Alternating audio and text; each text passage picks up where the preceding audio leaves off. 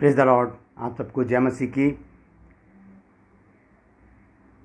वो समय आ गया है कि मैं आपको उरीम और तुमीम के बारे में बताऊं।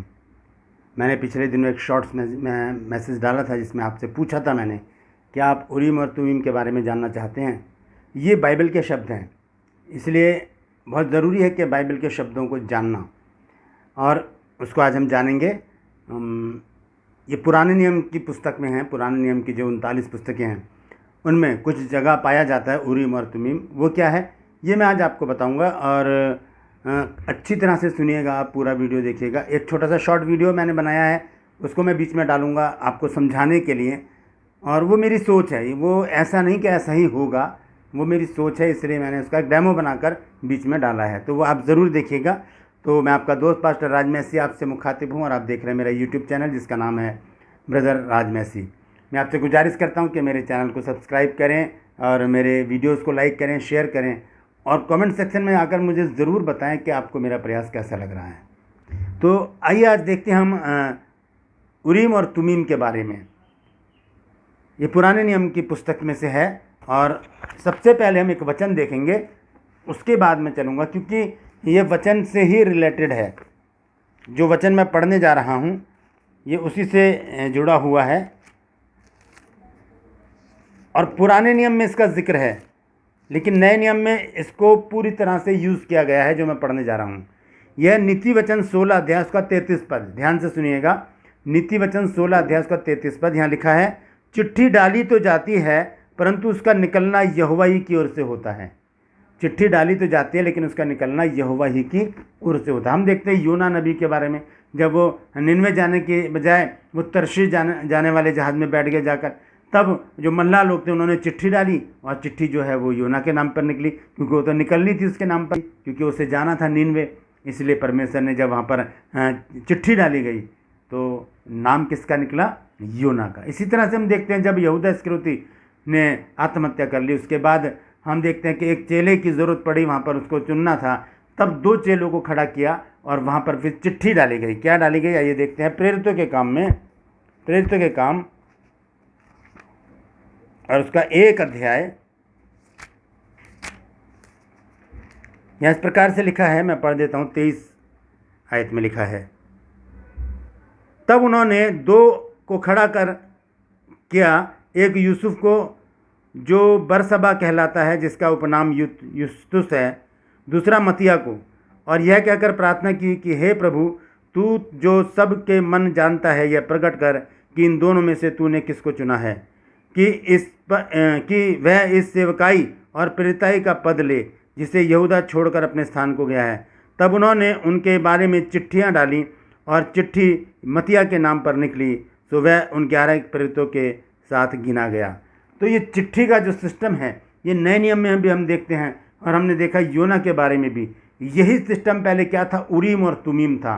परमेश्वर की इच्छा को जानने का तरीका कि परमेश्वर इस विषय में हाँ कहता है या नहीं कहता है। यहाँ पर भी हमने देखा है चुनाव हो रहा है, किसका?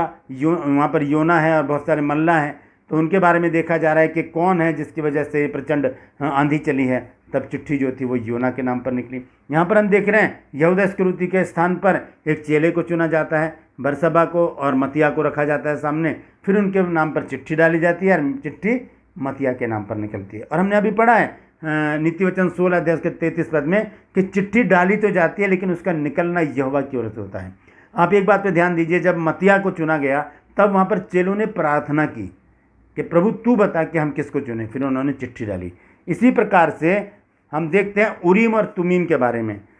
ऐसा प्रतीत होता है कि उरीम और तुमीम 2 छोटी वस्तुएं थीं जिन्हें इजरायली महायाजक अपनी उस चपटी थैली यानी कि सीना बंद में रखते थे। यहाँ पर एक चपटी थैली होती थी, जैसे कि किचन में महिलाएं या सैफ लोग पहनते हैं, जिसे एप्रन कहते हैं, वो पहना होता था। उसके ऊपर एक जेब होती है और उसी में ये 2 वस्तुएं रखी जाती थी जिसका नाम है उरीम और तुमीम।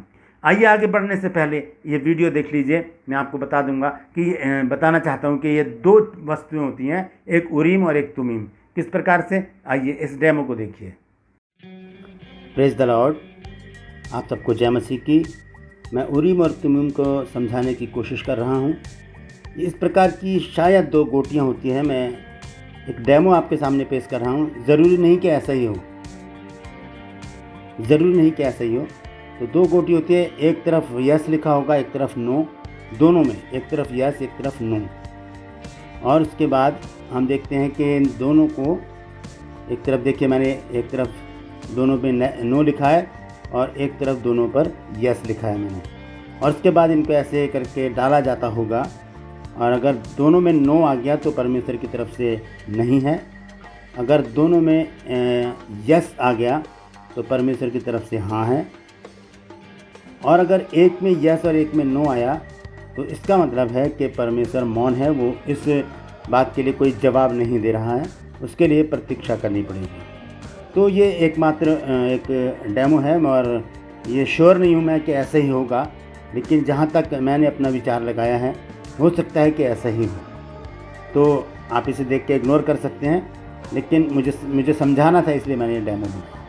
Praise the Lord. कि एक छोटा सा मैंने वीडियो बनाया है ये समझाने के लिए कि हो सकता है कि ऐसा हो। मैं ये नहीं श्योर नहीं हूँ कि ऐसा ही हो, मैं श्योर नहीं हूँ, मैं ये नहीं कहता कि ऐसा ही है पक्का, मैं दावा नहीं करता इस बात का, लेकिन हम इसको सोच सकते हैं इस बारे में कि शायद ऐसा होगा कि दो गोटियाँ होती हैं, जैसे कि हम लूडो में खेलते हैं गोटी, और उसको हम जब फेंकते हैं तो उस पर नंबर आते हैं लिखे हुए, तो इसी तरह से ये दो उरीम और तुमीम है, एक तरफ नो लिखा है एक तरफ यस लिखा है दोनों में, और जब उसे फेंका जाता है अगर दोनों तरफ यस आ गया तो परमेश्वर की तरफ से हाँ है, अगर दोनों तरफ नो आ गया तो परमेश्वर की तरफ से नो है, और अगर एक तरफ यस और एक तरफ नो आया तो परमेश्वर मौन है, वो कुछ नहीं कहता इस विषय में, इसलिए हमें शांत रहना पड़ेगा। परमेश्वर जब चाहेगा तब उस काम को करेगा।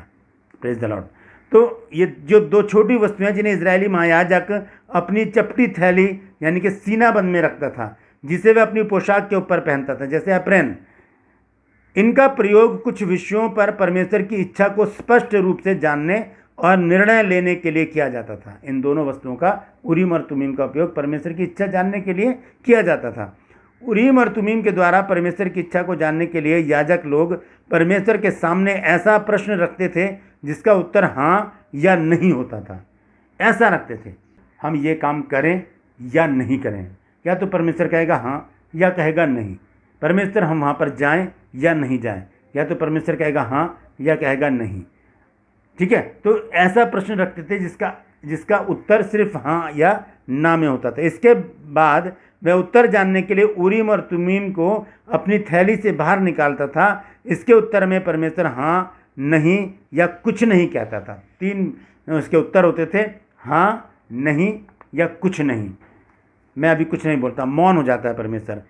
तो हम वचन को देखेंगे, यहाँ पर मैं आपको वचन में से भी पढ़कर बता देता हूँ। सबसे पहले इसका जिक्र आया है निर्गमन 28 अध्याय और उसका 30 पद। और तू न्याय की चपरास में उरीम और तुमीम को रखना, और जब जब हारून यहोवा के सामने प्रवेश करे तब तब वे उसके हृदय के ऊपर हो। इस प्रकार हारून इजरायलियों के न्याय पदार्थ को अपने हृदय के ऊपर यहोवा के सामने नित्य लगाए रहे। इस सीने के ऊपर, यहाँ पर वो चपरास में, यानी कि जो एपोद होता है उसके अंदर एक जेब होती है, वहाँ पर इन दोनों वस्तुओं को रखा जाता है। आइए, गिनती की पुस्तक में भी इसी तरह से लिखा है, और उसका 27 अध्याय और उसका 21 पद। यहाँ पर इस प्रकार से लिखा है, और वह एलियाजर याजक के सामने खड़ा हुआ करे, और एलियाजर उसके लिए यहोवा से उरीम की आज्ञा पूछा करे, और वह इजरायलियों की सारी मंडली समेत उसके कहने से जाया करे और उसी के कहने से लौट भी आया करे। यानी कि परमेश्वर से पूछा जाए कि वो जाए या नहीं जाए, परमेश्वर कहेगा हाँ या नहीं। ठीक है, और देखेंगे 1 शमूएल 14 अध्याय और उसका 41 पद। 1 शमूएल 14 अध्याय और उसका 41 पद। यहाँ पर इस प्रकार से लिखा है, तब शाऊल ने यहोवा से कहा, हे इज़राइल के परमेश्वर, सत्य बात बता। तब चिट्ठी योनातान और शाऊल के नाम पर निकली और प्रजा बच गई। यहाँ पर भी चिट्ठी का नाम लिखा गया है, और आगे लिखा है, फिर शाऊल ने कहा, मेरे और मेरे पुत्र योनातान के नाम पर चिट्ठी डालो। तब चिट्ठी योनातान के नाम पर निकली। आगे हम इसी तरह से पढ़ते जाएंगे तो चिट्ठी का जिक्र आएगा। और हम देखते हैं इसी में 23 अध्याय